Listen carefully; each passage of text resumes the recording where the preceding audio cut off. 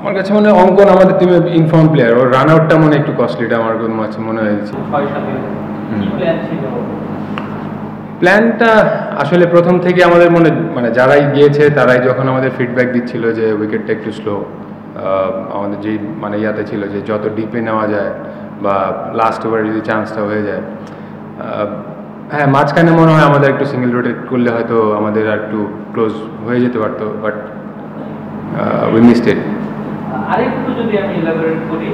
একটা পর্যায়ে দেখা গিয়েছিল প্রায় 40 বল বা আরেকটু বেশি খেলার পরও 96 লব কম করছিল। আপনারা দেখেছেন কিনা, দেখা গেছে সোজা ব্যাটে অ্যালেক্স রস যখন খেলেছে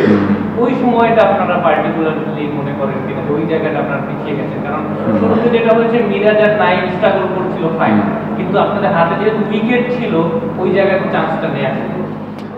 লেফট রাইটে কম্বিনেশনটা ছিল অ্যালেক্স রস যেটা ছিল যে আমরা লেফট আর্ম হয়তো তো ওই টাইমটা ওরা তখন বলিংটা করেনি, তো রস যেমন নাবিকে চান্স নিয়েছে বা পেস বোলার জাহানদাদেরকে চান্স নিয়েছে, বাট আমার কাছে মনে হয় উইকেটটাই একটু স্লো ছিল, ব্যাটে আসতে লেট করেছে। নাইমও চান্স নিয়েছিল বাট ওটা হয়নি, শেষের দিকে হয়তো হয়েছে, but it's part of cricket, হয়তো চেষ্টা করেছে হয়নি। তারপরে ভাইকে লক্ষ্য ছিল যে এই টুর্নামেন্টে স্টপ করতেছিল 16-17তম ওভারে যখন ইম্প্রোভাইজ করতেছিল, যখন মিস হচ্ছিল, এরপরেও সেম জিনিস ট্রাই করাটা কি আপনাদের জন্য একটু কস্টলি হয়ে গেছে কিনা? আমার কাছে মনে হয় অঙ্কন আমাদের টিমে ইনফর্ম প্লেয়ার, ওর রান আউটটা মনে একটু কস্টলিটা আমার মনে হয়ে গিয়েছে ওই টাইমটা, কারণ একটা নতুন প্লেয়ার এসে এই ধরনের মানে একটু ট্রিকি উইকেটে এসে মারাটা এত ইজি না, বাট অঙ্কন যেহেতু রানে ছিল তো অঙ্কন হয়তো ওইটা অ্যাডজাস্ট করতে পারতো, যেহেতু মানে পেসটাও ভালো খেলতেছে, স্পিনটাও ভালো চান্স নিচ্ছে, তো ওই রান আউটটা আমার কাছে একটু বেশি কস্টলিটা হয়ে গিয়েছে।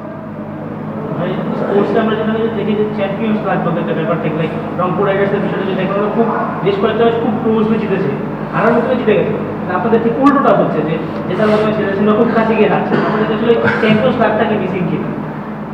হতে পারে, যেহেতু লাকের কথা বলছেন, আমরা অ্যাটলিস্ট 3টা ম্যাচ 8 রান 7 রান করে হেরে যাচ্ছি, হয়তো সব কিছুই হচ্ছে ঠিকঠাক মতো, হয়তো ছোট্ট কিছু মিস্টেকের জন্য হয়তো আমরা মিস করে ফেলছি, তো এখান থেকে যত তাড়াতাড়ি বেরিয়ে আসা যায় এর চেয়ে তো বেশি আসলে হোপটা আসাটাই সবচেয়ে বড় বিষয়, আমরা হয়তো নেক্সট ইনশাল্লাহ কামব্যাক করাটা ইম্পর্টেন্ট। আপনার জীবনে বিশ্বাসেও ক্রিকেটারদের একটু ঘাটতি ছিল, এই কারণে বলছি যে নাইম সেট প্রায় 50টা বল খেলে ফেলেছে, আফিফ যার ব্যাটে লাগছে স্টিল ফুলটস বলগুলো তারা পেছনে খেলার চেষ্টা করছে, যেটা আসলে সাধারণত আমরা করি যে যেহেতু ওদিকে জায়গা ছিল, ওয়াইড মিড উইকেটে জায়গা ছিল, কাভারের দিকে জায়গা ছিল, ওদিকে খেললে হয়তো বেটার রেজাল্ট হতে পারে। সেটা হতে পারতো, বাট আমার কাছে মনে হয় স্লো ট্র্যাকে মানে চান্স নেওয়া যায়, পিছনে চান্স নেওয়া যায়, বাট ভালো উইকেট হয়তো আপনি সোজা মারলে হয়তো ব্যাটে এসে হয়তো মানে কুইক স্কিড করে চলে আসতেছে। আজকের উইকেটটা একটু মনে হচ্ছে আমার যে সেকেন্ড হাফে একটু ট্রিকি ছিল, যেহেতু নাবিও যখন বল করছিল উইকেট টার্ন করছিল, তো আমাদের প্ল্যানটাই ছিল যে ডিপে ব্যাটিং করা। আমরা কিন্তু দেখবেন যে লাস্ট আমরা যে 2টা ম্যাচেই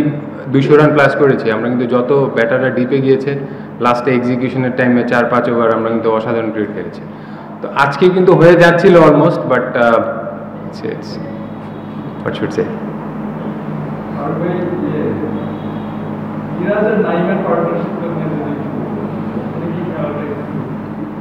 ওইটা নিয়ে শুরুতে মনে হয় কথা হয়েছে, বাট না ইটস ওকে। আমি আবার বলতেছি যে স্টার্টিংটা যেটা হচ্ছে উইকেটটা একটু ট্রিকি, বল ধরছিল, তো আমাদের ওইখানটায় যত প্ল্যান ছিল যে উইকেটটা কম দিয়ে যে আমরা যত ডিপে ঢোকা যায়, যে বল যখন পূরণ হচ্ছে তখন বা পেস বলটা আমরা ইজি ব্যাটে চলে আসতেছে, তো সেই প্ল্যানে আগাচ্ছিলাম, তো